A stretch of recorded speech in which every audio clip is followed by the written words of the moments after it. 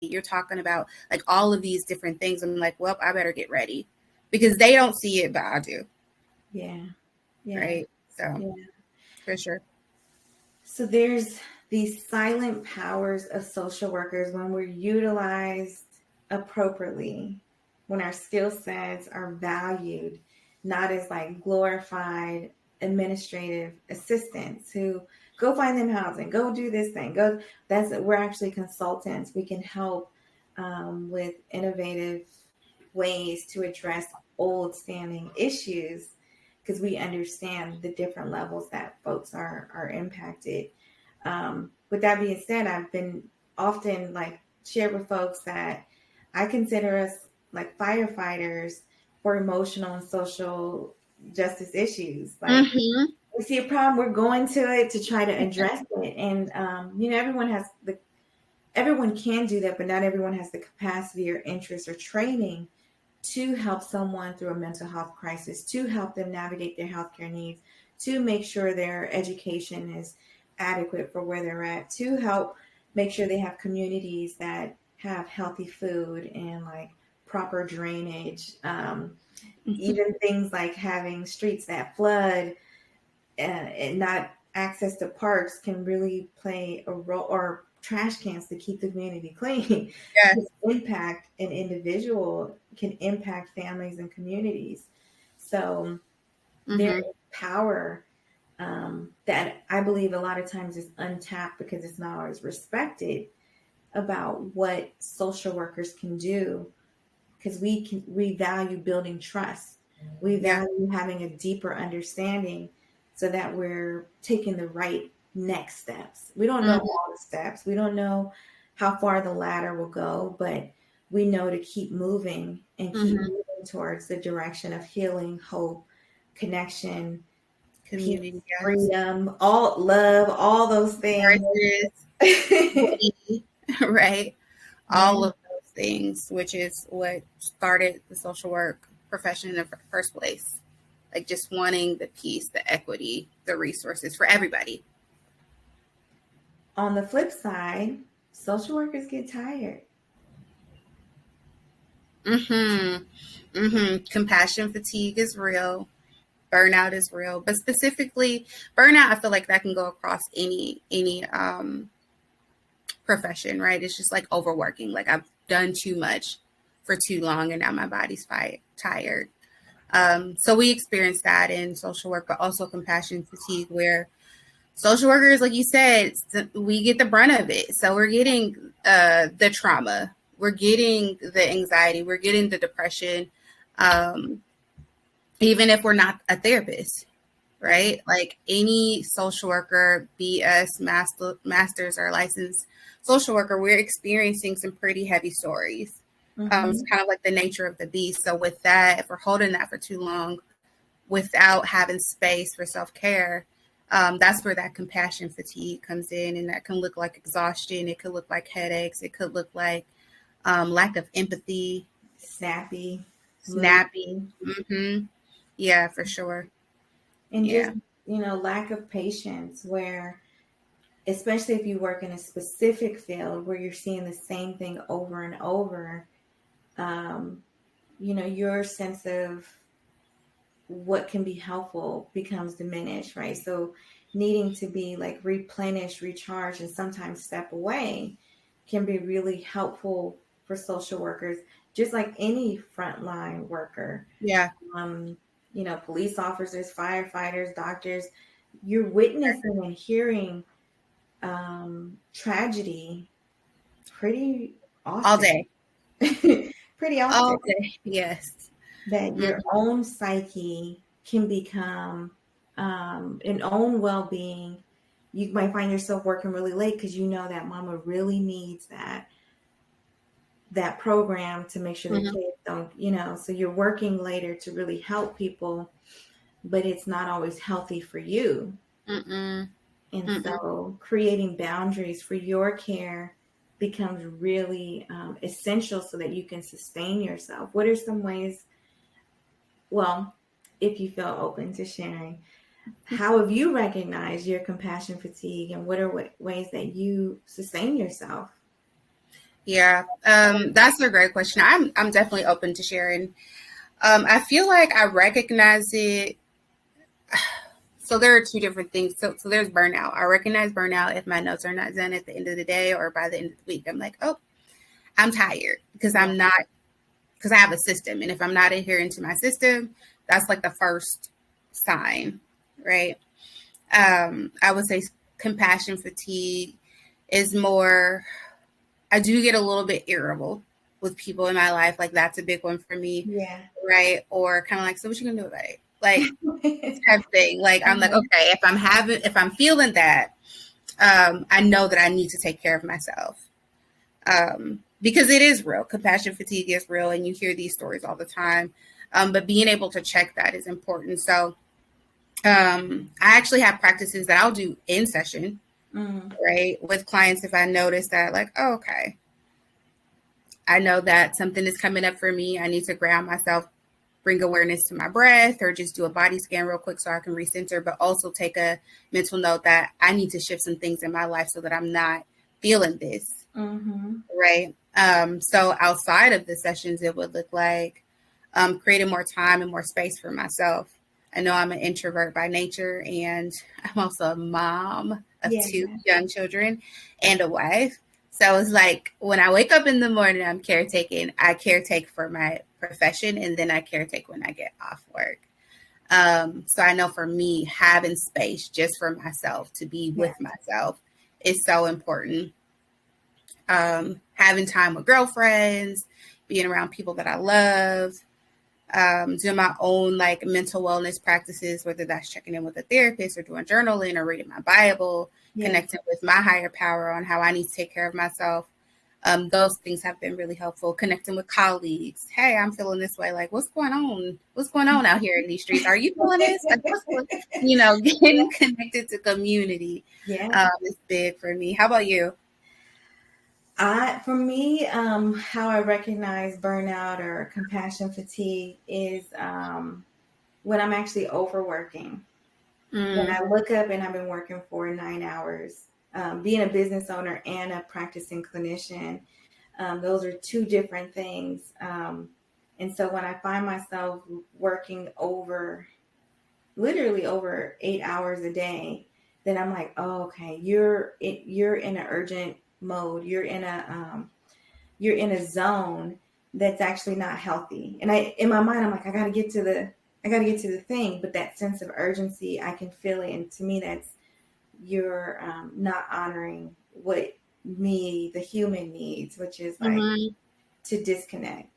I'm like you, it spills over to personal life. So maybe I'm less patient or snappy or less available to my loved ones. That's how I know, oh man, I didn't mean to say that like that. Or I wish I would have went to that thing, or I could have been as patient with them as I am with my clients, right?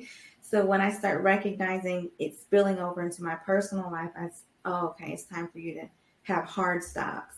So for me, having like time blocks of, I know there's a deadline crunch, but I will stop at 5 o'clock and do something not business, not therapy related. Having care practices with my family, monthly, and friends. I prioritize seeing or doing something with them monthly.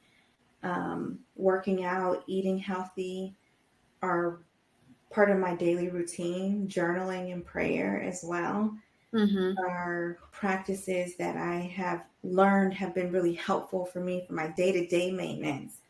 It's not enough for me to do it here and there. Like and sometimes I'm running late because I make sure I have a really good breakfast every single day. Every single day I have a wonderful breakfast because I like to start my day that way. So in the areas that I have control over, I try to maximize that. But, life happens. Things you can't even plan for can throw you off your game, or even things you do plan for can throw you off track. Yeah. And for me, realizing my care is not optional. Yeah. And I need to put my phone on Do Not Disturb, which is also my favorite. Every day it automatically goes on at 10 o'clock. So I I'm unavailable to anything unless it's a crisis, and you probably need 911. Yeah, at that point, nothing I can do. Yeah. So Yeah. So having what I some, hear you saying is like you overdo it. Like, your hours are long. So I'm opposite where I'm like, oh, things are not getting done because I'm kind of like, oh, I'm tired. no, I'm doing too much, girl. I'll say, oh, how did I do that? And how did I do it? No wonder why I'm so tired. I'm like, well, Mm-hmm. because you've been putting your brain. It's more like the mental stuff. It's not even actual task. Although I'm doing that too. I'll look up and I'm like, girl, Mm-hmm. stop.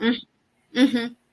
Hear Yeah. myself, how I talk to my clients. I'm talking to myself. So it's inevitable because we're human beings. We're gonna feel things. We're gonna go Right. back, but not having a way to get back to care can be really dangerous for social workers because the nature of the job is so demanding every Yeah. day. There's Yeah. not a light day, actually. Oh no, no, not at all. And that's why it's important to have that awareness of like what that looks like because it looks different for everyone, right?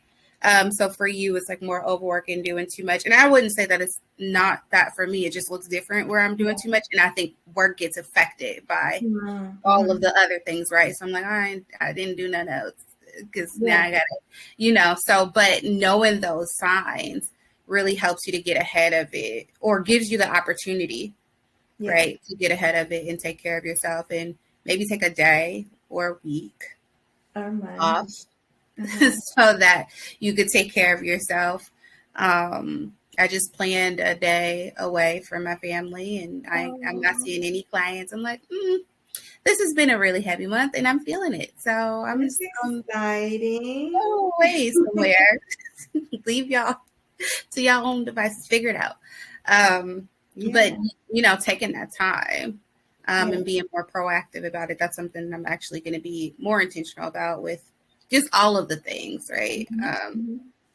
And But even our code of ethics, like the social worker code of ethics, is one of the most extensive professional code of ethics. Like there's a lot of them.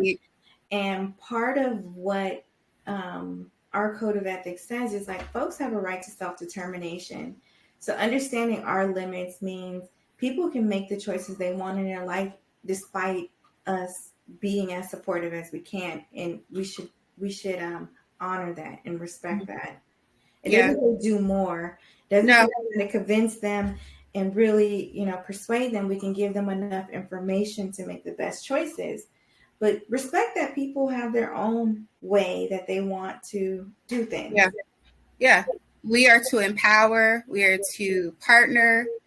We are to, like you said, Collaborate.